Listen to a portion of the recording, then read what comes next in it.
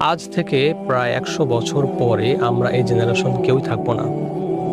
এই মাটির উপরে তখন বসবাস করবে আরও একটি জেনারেশন।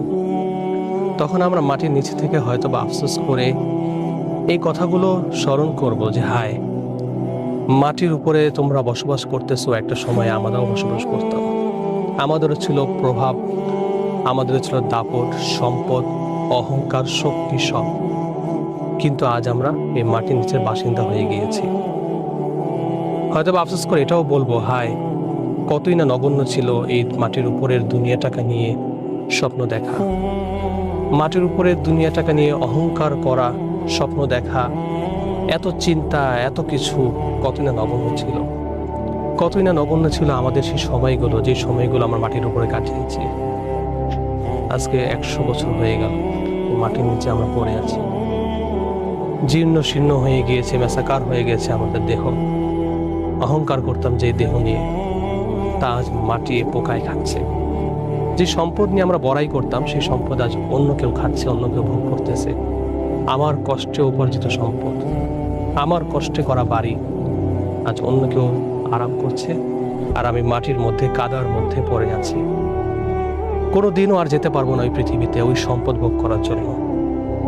প্রিয় দর্শক, কিসের জন্য এই সম্পদের পিছনে আমরা ছুটতেছি? শেষ ঠিকানা তো এই মাটির মধ্যেই আমাদের। কেন যেন এই কথাটা আমরা মুখে বললেও আমরা ভিতর থেকে ফিল করতে পারি না।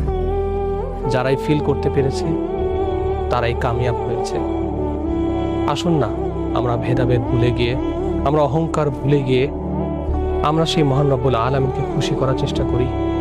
রাসূল আকরাম সাল্লাল্লাহু আলাইহি ওয়াসাল্লাম যেইভাবে আমাদেরকে পথ দেখিয়েছেন, যেই পথে চললে আমাদের জন্য শান্তি, সেইভাবে চলার চেষ্টা করি।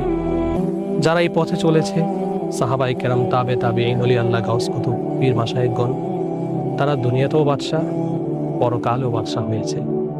আর যারা এই পথ এড়িয়ে গিয়েছে, যারা দুনিয়াকে বেছে নিয়েছে, আবু জাহেল, উতবা, সাইবা, ফেরাউন, নমরুদ সহ পৃথিবীর বিখ্যাত যারা ছিল, যারা আল্লাহকে ভুলে গিয়ে বিপরীত রাস্তা বেছে নিয়েছে, আল্লাহর পথ ছেড়ে দিয়েছে, রাসূল আকরাম সাল্লাল্লাহু আলাইহি ওয়াসাল্লাম দেখানো পথে চলেনি, তারা দুনিয়াতেও ঘৃণিত, আখিরাতেও ঘৃণিত, কিয়ামত পর্যন্ত মানুষ তাদেরকে ঘৃণা করে।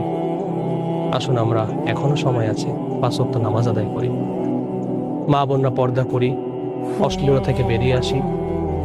দুনিয়াটা আসলে অল্প সময়ের, যেখানে চিরস্থায়ী থাকবো, কোনো দিন আর দুনিয়াতে আসবো না, সেই জায়গাটার জন্য কিছু করি।